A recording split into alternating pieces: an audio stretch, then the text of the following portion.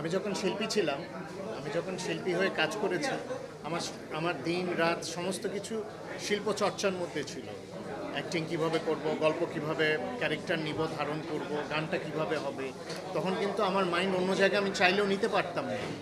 যখন আমি ওখানে কাজ স্টপ করে আমি আমার বিজনেসে ঢুকেছি, আমার ধ্যান ধারণা সব কিছু কিন্তু আমার বিজনেস কিভাবে আমি করব, প্রফিট অ্যান্ড লস কিভাবে করব। সো আমার ফোকাস ওখানে। বাট রাজনীতি, যদি সবাই রাজনীতিবিদ হয়ে যান তাহলে শিল্পী কই থাকবে? শিল্পী আলাদা সত্তা, শিল্পী কিন্তু সবাই। হ্যাঁ, তো এটাই অনেকে হয়তো, আমি জানি না কার কীরকম পার্সোনাল ওপিনিয়ন বা ডিফারেন্সিয়েশনটা তারা কিভাবে নিচ্ছে। বাট শিল্পীরা কিন্তু অন্যরকম, অন্য জেনারেল হয়। এনারা খুব ইমোশনাল হয় এবং যারা কাজ নিয়ে থাকে ওরা কাজ নিয়ে পড়ে থাকে। আর শিল্পী হলো সব শ্রেণীর মানুষের, সারা দেশের মানুষের একজন। এই জন্য সেলিব্রিটি বলা হয়, কারণ কি তাদের প্রত্যেকটা ইন্ডিভিজুয়ালকে সেলিব্রেট করা হয় বলেই তারা সেলিব্রিটি। সো এটা আসলে কোনো নির্দিষ্ট গোষ্ঠীর হওয়াটা আমি মনে করি, আমার কাছে মনে হয় যে এটা জানি না কতটুকু রেসপেক্টফুল বা কতটুকু মানে এটা অ্যাপ্রিসিয়েবল হয়, টার্মটা আমি বলতে চাই।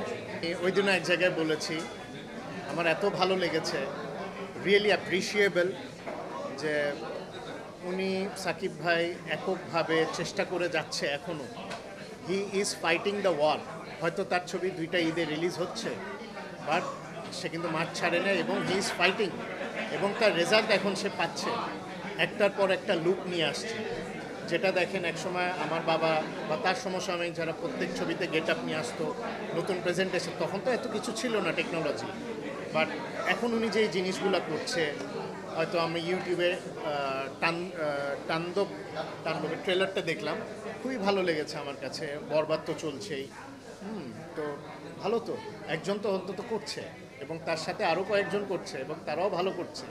সো আমাদের উচিত, হয়তো এখন অল্প সামান্যর জন্য বেঁচে আছে ইন্ডাস্ট্রি, যারাই কাজ করছে, আমরা আমরা যারা আছি বা আপনারা মিডিয়া যারা আছেন, ওনাদেরকে সাপোর্ট করেন, অ্যাপ্রিসিয়েট করেন। হয় কি, শিল্পীর কাজ অ্যাপ্রিসিয়েট করলে না ভালো ফিল করে, ইন্সপায়ার হয়, আরও বেশি কাজ করতে চায়।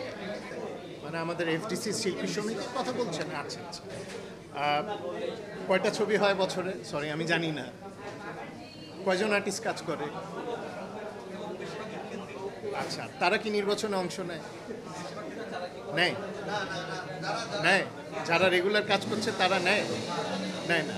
তাহলে এটাই ক্লিয়ার হয়ে যায়, আপনার কোশ্চেনের উত্তর এখানেই।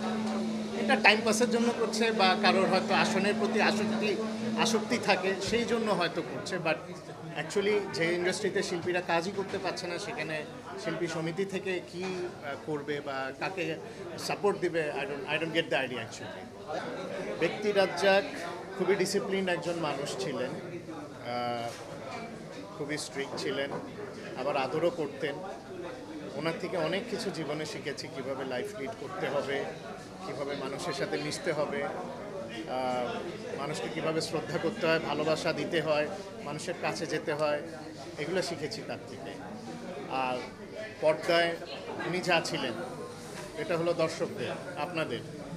তখন আর আমাদের বাবা ছিলেন, তখন আপনাদের, উনি আপনাদের নায়ক। আপনারাই বলেন উনি কেমন ছিলেন। এটা আমি বলাটা মানে এখানে আর জাস্টিফাই হবে না জিনিসটা আসলে।